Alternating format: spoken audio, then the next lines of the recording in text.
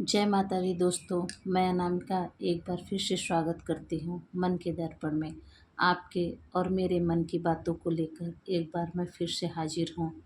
दोस्तों, मुझे मेरे एक दोस्त ने, मेरे एक भाई ने कमेंट किया, मुझे बहुत अच्छा लगा। किसी ने मुझे अपने मन की बात शेयर की। मेरा ये चैनल बनाना मुझे अच्छा लगा कि किसी को तो मेरे बातों का अनुभव हो रहा है। दोस्तों, मैं बस ऊपर वाले से यही दुआ करूँगी, यही प्रार्थना करूँगी कि उस भाई के प्रॉब्लम को ऊपर वाला जल्दी से सॉल्व करे। और दोस्तों, मैं अगली बार उस विषय पे वीडियो ज़रूर बनाऊँगी। तब तक के लिए अभी हम दूसरे टॉपिक पे बात करते हैं। अगर आपको वीडियो पसंद आए तो लाइक करिए, सब्सक्राइब करिए, कमेंट भी करिएगा दोस्तों, ताकि मुझे ये पता चले कि मेरी की हुई बातें आपको कितना पसंद आती है, कितना साथ दे रही है। दोस्तों, आज का टॉपिक है हमारे आपके विषय में मनुष्य की बर्बादी के कारण। कुछ बातें ऐसी हैं जिसे हम ध्यान नहीं देते हैं और वही बातें हमारी बर्बादी का कारण बनती है। दोस्तों, शायद अगर हम पहले से इन बातों का ध्यान दें और सचेत हों तो कुछ ना कुछ तो हम संभल सकते हैं। तो बस मैंने जो अनुभव किया है वे आपसे शेयर करना चाहती हूँ। शायद समय रहते कोई तो संभल जाए, बस मेरी यही चेष्टा है। तो बस बिना देर किए अपनी बात को मैं शुरू करती हूँ। अगर ये चीज़ आपको पसंद आए तो प्लीज़ वीडियो को लाइक करिए, सब्सक्राइब करिए और कमेंट ज़रूर करिएगा दोस्तों। दोस्तों, पहला पहला कारण है अधिक धन की चाह और खर्च बेपरवाह। मतलब कुछ ऐसे लोग होते हैं, उनको पैसा तो बहुत चाहिए लेकिन पैसे को संभालना नहीं आता है। अगर पैसा आया है तो खर्च बेपनाह करते हैं, उनको कोई हिसाब ही नहीं होता है। वे सोचते हैं कि वे पैसा शायद हमेशा रहेगा। लेकिन दोस्तों, ये सबको पता है कि लक्ष्मी चंचल होती है, कभी किसी के यहाँ नहीं टिकती। तो इस बात पे हमको हमेशा ध्यान रखना चाहिए। हमको बचत ज़रूर करनी चाहिए। दूसरी बात है दोस्तों, मुफ्त का खाना और अधिक जुबान चलाना इंसान को बर्बाद कर देती है। क्योंकि मुफ्त का खाना खाने वाला व्यक्ति कभी भी मेहनत नहीं करना सीखता और वे बेलगाम जुबान चलाता है, जो उसके हर रिश्ते और बनते कार्य को बिगाड़ देती है। दोस्तों, ये तो सच्चाई है। ज़्यादा बोलना भी घातक होता है। कभी कभी आपकी ज़्यादा बातें आपके बनते हुए काम को बिगाड़ती है। तो दोस्तों, इस बात का ध्यान रखिए और मेहनत करिए। तीसरी चीज़ है क्रोध में फैसला, खुशी में वचन और दुख में दी गई बद्दुआ।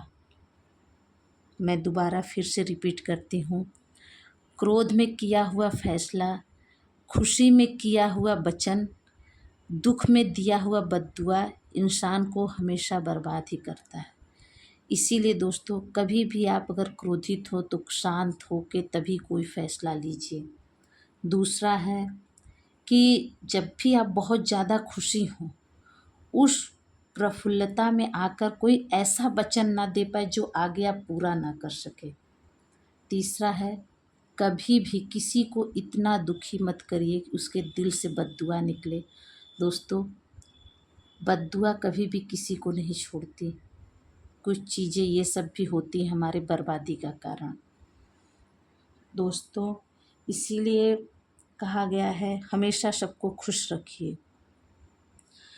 चौथा है दोस्तों, अधिक नींद की चाह और पराई स्त्री की राह भी इंसान को बर्बाद करती है।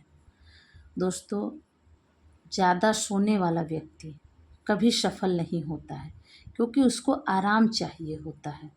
तो अपने लक्ष्य की तरफ ध्यान ही नहीं देता है, उसको आराम प्रिय होता है। तो जब आप आराम करेंगे, नींद में होंगे, तो आप कठिन दौर को समझेंगे ही कहाँ। आपका सुनहरा वक्त आया चला गया, आपने उस समय कोई काम नहीं किया। तो इसीलिए दोस्तों, अधिक सोना भी बेकार होता है। दूसरी चीज़, पराई स्त्री की राह, कभी भी पराई स्त्री के चक्कर में नहीं पड़ना चाहिए, क्योंकि जिससे आपने शादी की है वे आपके सुख दुख में हमेशा साथ रहती है, अच्छे बुरे हर काम में आपके साथ रहती है, हर परिस्थिति में। लेकिन कोई पराई स्त्री है, वे सिर्फ आपके साथ धन से जुड़ती है। जब तक आपके पास पैसा है वे आपके साथ है, जिस दिन पैसा नहीं हुई आपका साथ छोड़ देगी। तो इसीलिए दोस्तों, कभी भी पराई स्त्री के चक्कर में नहीं पड़ना चाहिए, ये भी हमारे बर्बादी का एक कारण होता है। 5वां है दोस्तों, अतिथि और गरीबों का अपमान, पैसे वालों का सम्मान भी आपको बर्बाद करती है। दोस्तों, मैं एक बार फिर से कहती हूँ, अतिथि और गरीबों का अपमान, पैसे वालों का सम्मान भी आपको बर्बाद करती है।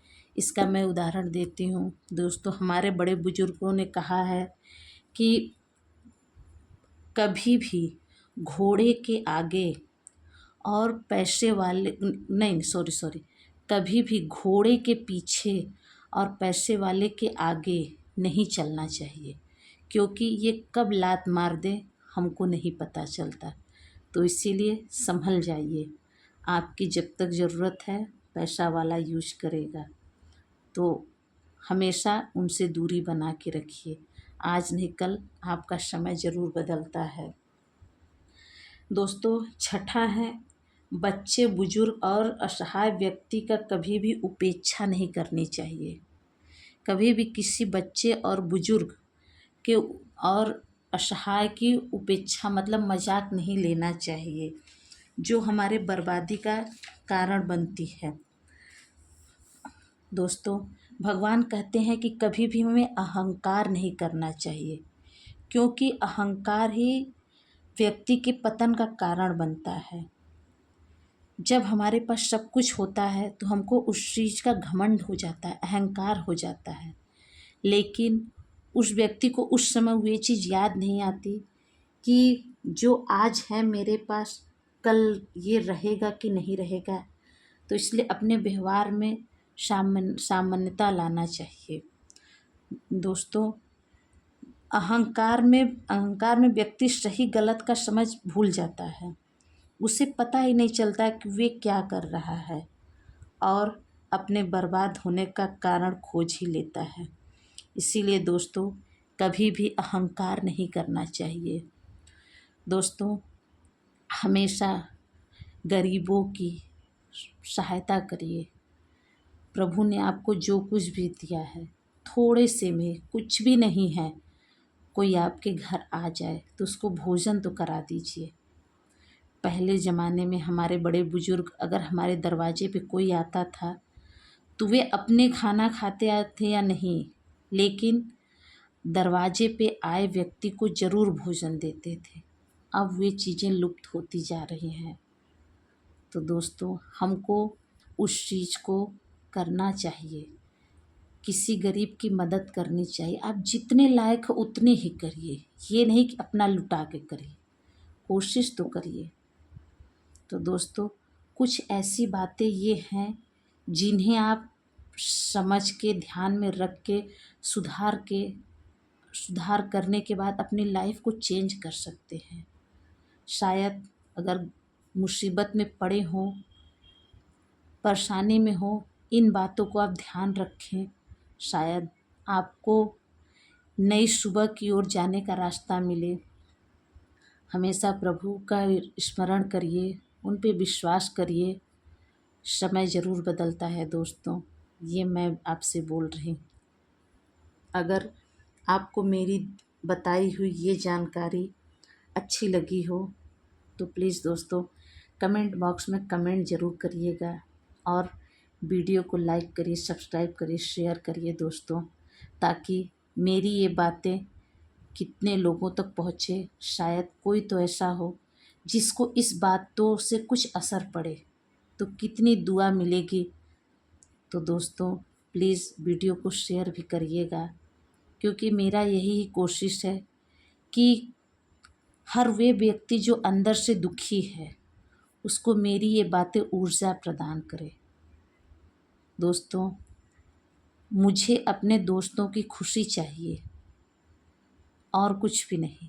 अगर आप खुश हैं, आपको मेरी दी बताई हुई बातें अच्छी लगती हैं, शांति देती हैं, बस यही मेरी पूंजी है और कुछ भी नहीं। दोस्तों, अगली बार फिर मिलते हैं मन के दर्पण में। मन की बातों को लेकर कुछ आपकी सुनूंगी, कुछ अपनी कहूँगी। दोस्तों, आप भी अपने मन की बात मुझसे शेयर करिए, ज़रूर मैं उसका हल निकालने की कोशिश करूँगी। दोस्तों, अब मैं विदा लेती हूँ, फिर मिलूँगी मैं अनामिका इसी चैनल पे, इसी जगह, इसी समय, मन के दर्पण में आपसे फिर मिलूँगी। तब तक के लिए जय माता दी दोस्तों।